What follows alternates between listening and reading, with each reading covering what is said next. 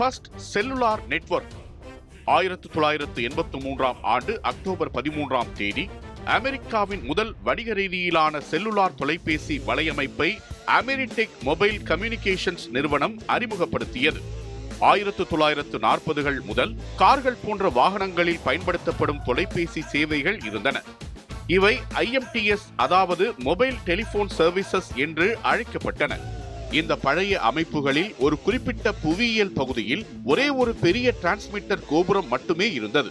இந்த கோபுரம் செயல்பட மிகவும் குறைவான ரேடியோ அலைவரிசைகள் மட்டுமே ஒதுக்கப்பட்டன. இதனால் ஒரு நகரில் ஒரே நேரத்தில் சில அழைப்புகளை மட்டுமே கையாள முடிந்தது. இதனால் நீண்ட காத்திருப்பு பட்டியல்களும் மோசமான சேவை தரமும் நிலவின. உண்மையான வெகுஜன சேவைக்கு இது உதவிகரமாக இல்லை. 1970களில் AT&Tயின் பெல் லேப்ஸ் ஆராய்ச்சியாளர்கள் ஒரு புரட்சிகரமான யோசனையை முன்வைத்தனர். ஒரு பெரிய பகுதியை பெரிய டிரான்ஸ்மிட்டரில் உள்ளடக்குவதற்கு பதிலாக அதை சிறிய புவியியல் பகுதிகளாக பிரிக்கலாம் என்பதே அந்த யோசனை. சிறிய பகுதிகள் ஒவ்வொன்றும் செல் என்று அழைக்கப்பட்டன.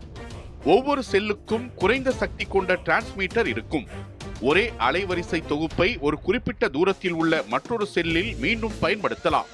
இந்த அலைவரிசை மறுபயன்பாடுதான் ஒரு குறிப்பிட்ட பகுதியில் ஒரே நேரத்தில் கையாளப்படும் அமைப்புகளின் எண்ணிக்கையை ஆயிரக்கணக்கில் அதிகரிக்க சாத்தியமாக்கியது. இதுவே செல்லுலார் என்ற பெயருக்கு காரணமாக அமைந்தது.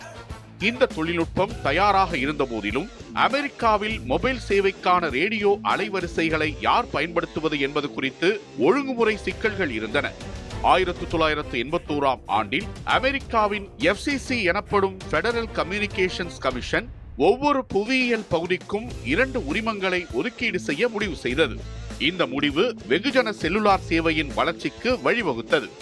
1983 அக்டோபர் 13 தேதி அமெரிடெக் மொபைல் கம்யூனிகேஷன்ஸ் நிறுவனம் சிகாகோவில் முதல் அட்வான்ஸ் மொபைல் போன் சிஸ்டம் என்ற வலையமைப்பை அதிகாரப்பூர்வமாக தொடங்கியது.